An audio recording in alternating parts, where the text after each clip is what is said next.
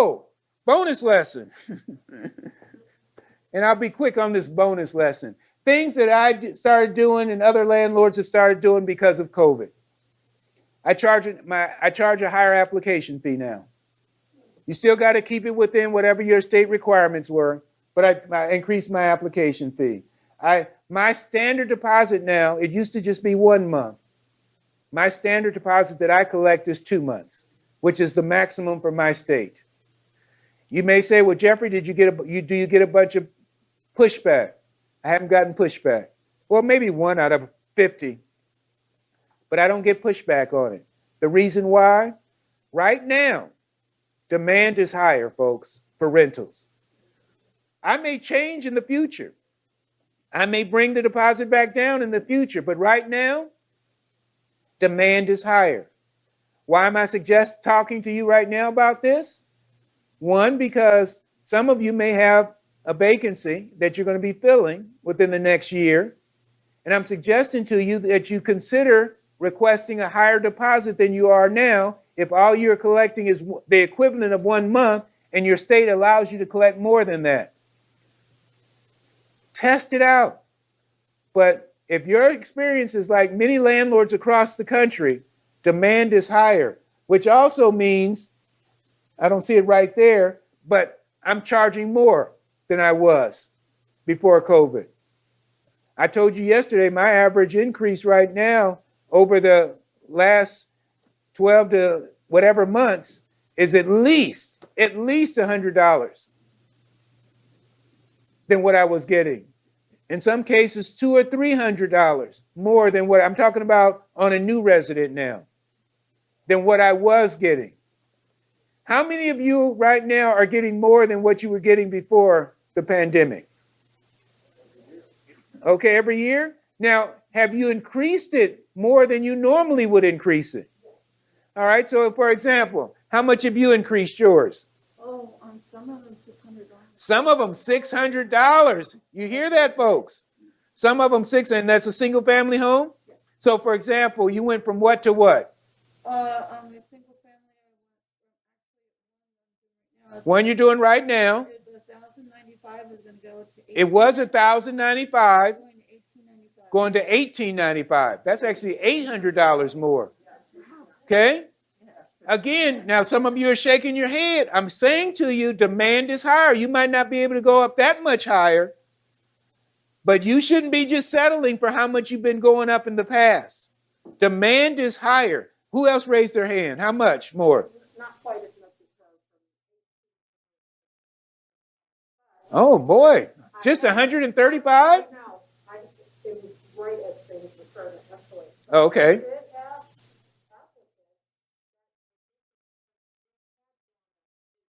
Yeah, I'm telling you. Anybody else volunteer how much you've gone up? You've gone up $350. So if you got a vacancy coming up, folks, please, I encourage you, test the market. Worst case scenario is you drop it back down. That's the worst case scenario. Mm-hmm. Yes. So is anybody kind of going over Yes, yes. We're going to have a vacancy. I'm going to call in everybody. Yep. Yeah. She's tested the market. It's crazy is the comment that's been made. Yes? I raised it $300. You raised it $300. Right now, just this week. Just this week. I have so many applicants. Yeah. Now, if she's got so many applicants, what does that tell me? Maybe she could have gone more. Maybe she could have gone more. Less contact. I hear a lot of landlords say they now do a lot of less contact with people. They do more of the screening online and more of the virtual type stuff. That's good. But I put a caution there. I still like to be able to observe before they move in, before I give them the final paperwork. I still like to be able to view people because I can still pick up on some red flags that might be a concern to me. Just giving you a word of caution there. If you go in totally non-contact, totally hands-off, you might miss out on some cues that would be a red flag to you. Have no problem with going less contact, but I still think you need to eye that person at some point in the process. Essential workers now get greater weight in my criteria score.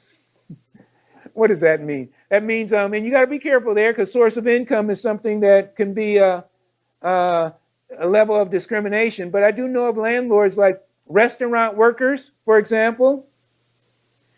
At least during the pandemic, they dropped down in terms of preferred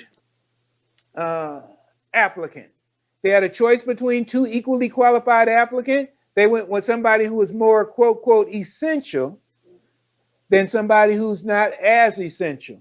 Proof of payment, rent payment for the last 4 to 6 months, additional employer confirmation, foreseeable future. I hired a VA for my landlord and employer verification.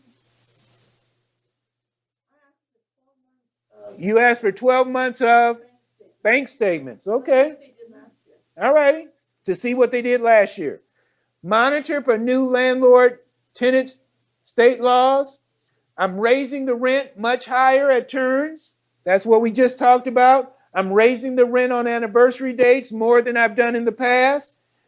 And I'm looking to improve my rentals. I focused on improving my rentals so that I can raise the rents even higher during this demand period. Not that we didn't try to improve it before, but I'm making a point now where I want to increase my income even more so. So what can I do to improve the look of it? Apply directly to agencies on behalf of my residents. In fact, in my state, they require us to start the application process for rental assistance. Accept more credit card payments. Identified my weak area. I hired an attorney to handle collections. Develop more marketing partnerships. That's when I was talking about working with influencers. That became more important to me. And I didn't stick my head in the ground during the moratorium, which for many landlords was easy to do. It's like, I give up. Let me just put my head in the ground, stick my head in the ground, and hopefully this thing will be over. You know, maybe you did that for a month or two, but if you pulled your head back up, it hadn't gotten any better.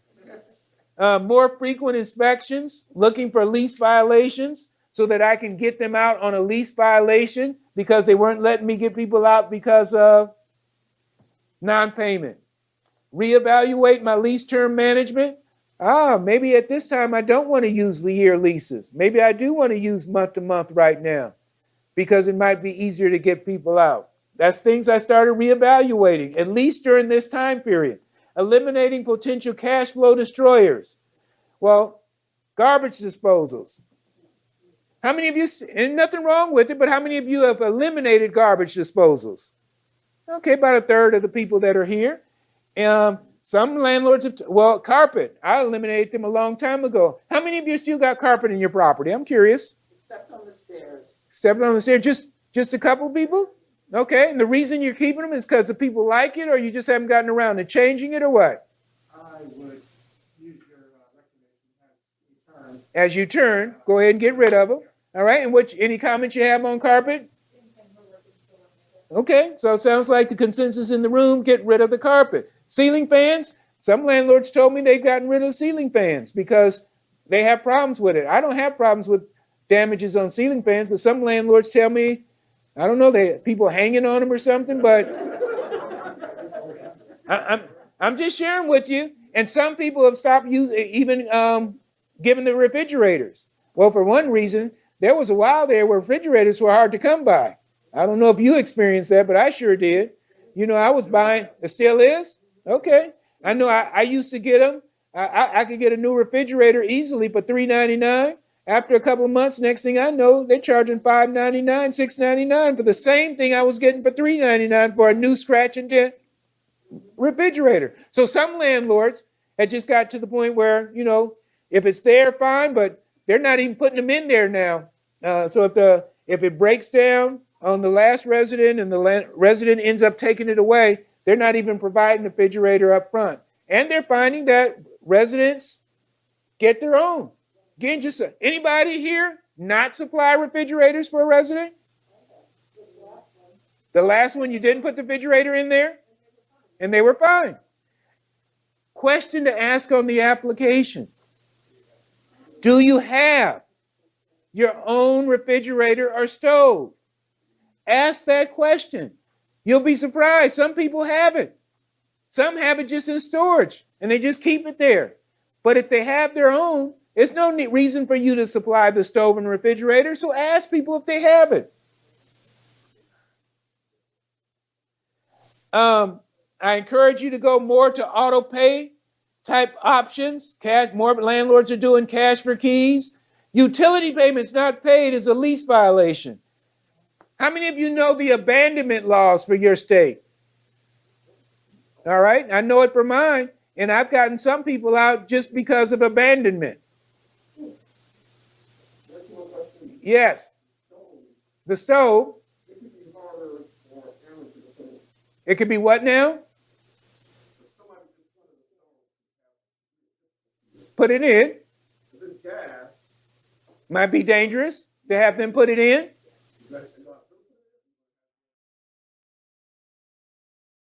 I'm going to install it as a move-in gift. Since you're becoming one of our new 3-star residents.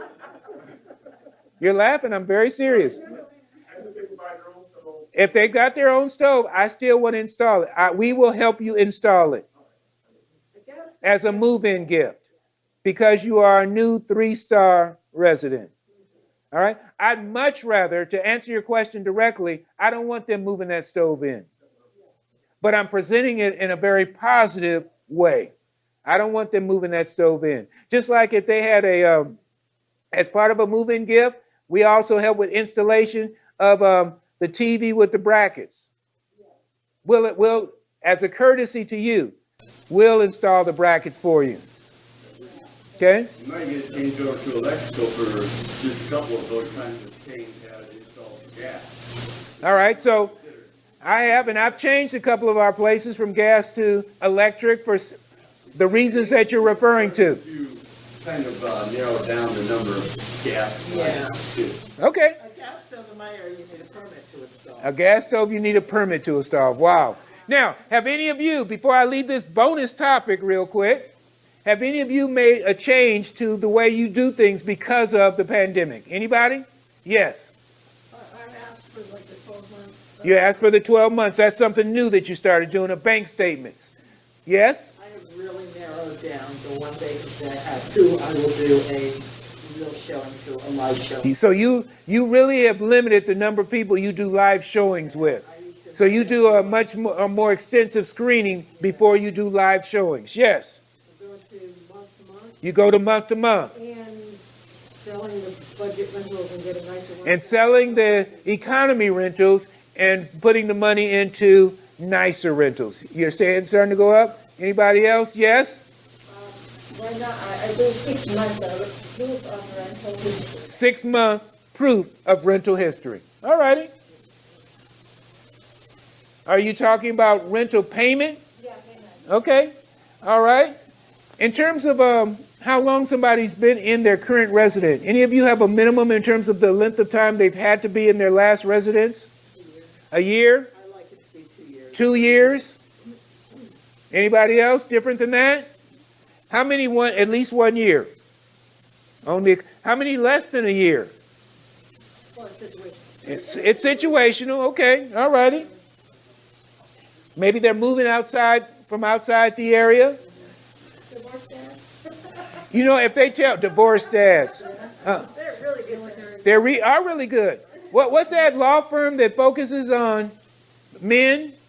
There's a law firm that specializes in men divorces. I'm only bringing that up because that might be a good influencer for you to contact who's over the divorce attorneys for men in your area and ask them, is there any way that you can refer somebody to me? If not, can I at least communicate with some of your customers in some way? Can I pay to advertise on something that you, brochure, not a brochure, but a bulletin that you might put out? Okay, any way you could, so just suggestions to you if that's one of a preference that you like.